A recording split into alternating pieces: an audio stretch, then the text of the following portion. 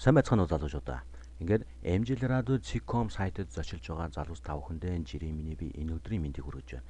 Ингээд MJL радио Zcom сайтны форум флаш болон флаш сонирхог залуучууд маань өргөнөөр цуглацгаадаг билээ. Тэгээд флаш анхлан суралцж байгаа залуустаа зориулаад флаш хэрхэн хийдэг тухай сурал хичээлүүдийг оруулж байгаа.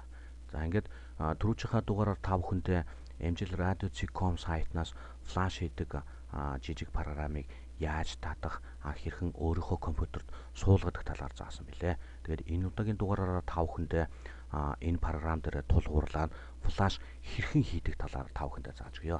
Тэгээд флаш анхлан суралцж байгаа залуустаа зориулж байгаа учраас юм жижигээс эхэлсэн дээ гэж бодож байна л да. Тэгээд залуучууд маань их өргөнөөрөө хүлсэст санал тавьсан л да. Тэгээд MJL радио Zcom сайтанд бүртгэлтэй гишүүд зарим гишүүд гой өөрийнхөө зурган нэрийг их гойгоор хийж оруулсан байдаг л да. Тэгээ залуучууд маань энэ зурган нэрийг их гойгоор хийгээд оруулсан байхамаа. Ийм зурган нэрийг яаж хийдэг юм бэ? Зааж өгөөч. Зарим нэг нь миний зурган нэрийг ингээд гой хийгээд өгөөч гэж хүсэл тавьдаг л да. Тэгээд залуучууд маань заавал хүний гар харалтгүй энэ програмаа та нар өөрсдөө татаад аваад компьютертаа суулгацсан юм чинь өөртөөхөө зурган нэрийг гойгоор хийцгээе. Тэгээд та бүхэндээ зурган нэр хэрхэн яаж хийх тухай та бүхэндээ жоохон зөвлөгөө өгье. За ингээд татаж авсан програмаа бид бүгд дэлгэцэн дээр гаргаад ирсэн байна. За тэгээд би програмынхаа ерөнхий бүтцийн талаар та бүхэндээ тайлбарлаад хэрэггүй хаа гэж бодож байна. Яагаад тэгэхээр хийж явах явцдаа залуус маань өөрсдөө нүдлээд авах юм бол тогтооход их амар болов гэсний үндсэн дээрээс би програмынхаа бүтцийг нэг тайлбарласангүй. За ингээд бүгдээ хичээлдээ орцгоё. За ингээд хамгийн ихний цэс болохоор size and sound гэдэг цэс байгаа. За энд яадаг вэ гэхээр хийх гэж байгаа флашийнхаа хэмжээг нөөдөг мөн флаш хийхэд дуутай байдаг ш. Тэр дууг энд мөн оруулж өгдөг юм аа. Тэгээд энэ дуутай хэсгийг флашыг бол би тавханд дараагийн хичээлээр заана. Өнөөдөр болохоор зөвхөн зурган нэр хийх гэж байгаа учраас би зурган нэрнийхээ тухай ярья. За ингээд зурган нэрнийхээ хэмжээг өгөхдөө цаад MJL радио Zcom сайтнаас заагаад өгсөн хэмжээ байгаа. Энэ уртлын 480 энэ болохоор өргөний хэмжээ. Өргөний хэмжээгээ 90 гэж өгөөд өндрийн хэмжээгээ 20 гэж өгнө. Ингээд хэмжээгээ өгчхөөр та бидний харагдаж байгаа флаш маань энэ харагдаж байна. Ингээд хэмжээгээ өгчхөөд дараагийнх нь background гэдэг цэс рүү ороод энд background суур өнгийг өгөх хэрэгтэй байгаа. Энэ өөрийнх нь sample дээр өгөгдсөн байгаа өнгө нь болохоор дээдэлтэй тодогх доотлолтоо ногоон өнгөтэй өгөгдсөн байна. Энэ өнгийг солихдоо энэ хойдлын доошоо зарсан сумн дээр дараад за би жишээ нь улаан өнгө өгөөд доошоо уулсан өнгийг би ягаан өнгө болгочих. За ингээд улаан нь доошоо ягаан руу уулсан байдалтай харагдаж байна. Энийг заавал уусгаж хийхгүй залуучууд маань өөрсдөө дуртай өнгийг өгч болно. За би ягаан болгочих. Ингээд нийтдээ ягаан өнгөтэй background болчлоо. За ингээд өнгөө өгөөд дууссан юм чинь дараагийн цэс рүү. Дараагийн цэс нь effect цэс байгаа. Энэ effect цэс нь яадаг цэс вэ гэхээр хийж байгаа флашн дээр чинь байгаа хөдөлгөөнтөө цаад background дүрсийг харуулж байгаа. Одоо энэ дэр үүл гэдэг effect дээр сонгогдсон байгаа. Та бүхэн энэ дээр харж байгаа үүл гэдэг үүл нисч гарч ирээд байгаа. Энэ дээр залуучууд маань өөрсдөө ороо сонирхоод үзээрэй. Энд зөндөө гой эффектүүд байгаа. За би эндээс жишээ нь зүгээр л нэг эффект сонгочих. За ингээд би энэ хөгжмийн нотыг сонголоо. За ингээд эффектээ сонгоод болцсон юм чинь дараагийн цэс рүү оръё. Text and image. Энэ яадаг цэс үг гэхээр одоо энэ дээр бид нар өөрсдийнхөө зурган нэрнийхаа нэрийг бичиж өгнө. За энд өөрийнх нь sample энэ програмын sample ингээ 3 текст байдаг л да. Энэ 3 хэрэггүй. Энэ 3 устгахтаа энэ x гэж байгаа энэ дээр гурван энэ x-лээд за одоо зурган нэрээ оруулцгаая. Зурган нэрээ яаж оруулах вэ гэхээр энэ текст дуудаж оруулах гэдэг байгаа. За энэ дээр нэг дараад за энэ цагаан талбар дээр нь өөртөөхөө нэрээ оруулна. За би өөрийнхөө нэрийг оруулчлаа. Нэрээ оруулчаад окей. За ингээ бүгдээрээ харцгаая. За жирэн гэдэг ороод ирлээ. За тэгсэн чинь өнгөнийх нь зохицолтолгоо нь алдагдсан байна. Цаад background нь ягаан мөртлөө текст нь шаргал өнгөөр бичигдсэн байгаа учраас өнгөө солихын тулд жирийн гэдгээ идэвхжүүлээд энэ доотлын текст tool байгаа. Энэ хамгийн уртлын tool руу н ороод За одоо текстний харагдж байгаа өнгөн маань ийм шар өнгөтэй байгаа. За тэгэхээр ягаан өнгөн дээр за би тод харагдах ингээд цэнхэрийг өгчээ.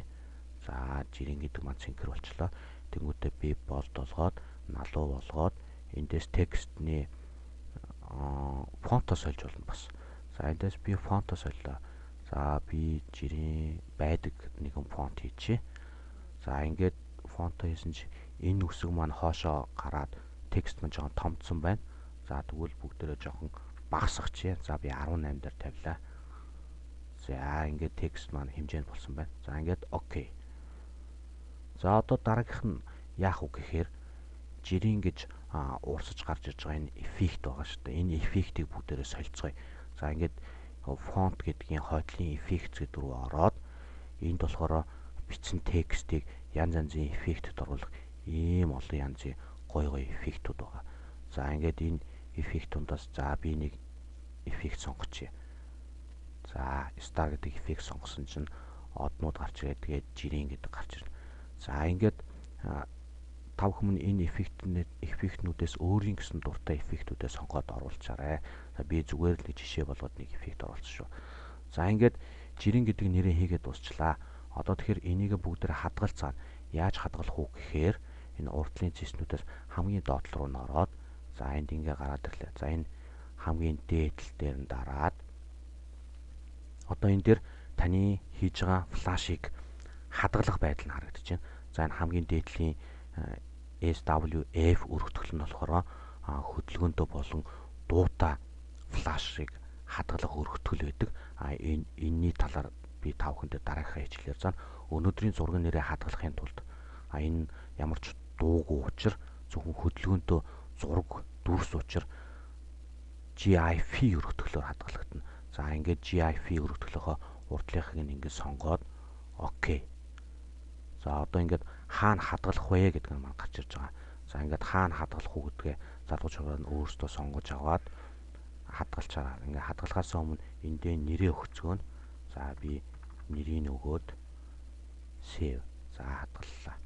За ингээд хадгалж байгаа явцад энэ маань одоо encode тэгээд GIF файл болоод хүргэж байгаа. Тэгэд энийг түрхүүлэн stop дээр дарж болохгүй. За ингээд байхгүй болчлаа. За энэ маань тэгэхээр орчихсон гэсэн үг. За тэгэхээр Эмжил радио Циком сайт руугаа зургийн нэрээ яаж оруулах вэ гэ. За яаж оруулах вэ гэхээр та Эмжил радио Циком сайтанда нэвтрээд орсон байх шаардлагатай.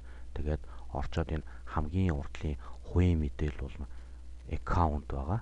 Энэ дээр нэг дараад тэнгүүд таны хувийн мэдээлэл ингээ харагдаж байгаа.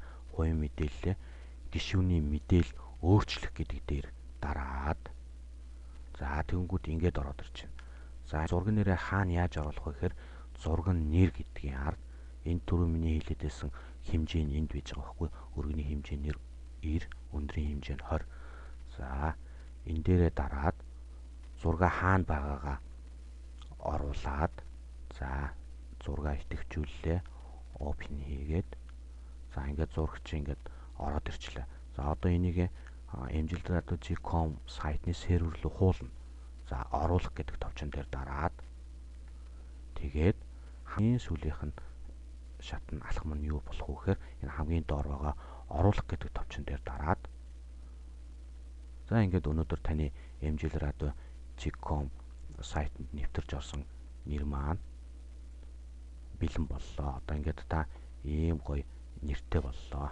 За ингээд дараагийнхаа дугаараар залуус та бүхэндээ хөдөлгөөнтөө флаш мөн флашнд яаж дуу оруулдаг талаар та бүхэндээ зааж өгнө. Ингээд надтай хамт байсан та бүхэндээ маш их баярлалаа. Ингээд дараагийн дугаараараа иргэн уулзлаа. Баяртай. Emjil.com сайттай үргэлж хамт байцгаагаарай. Баяртай залуусаа.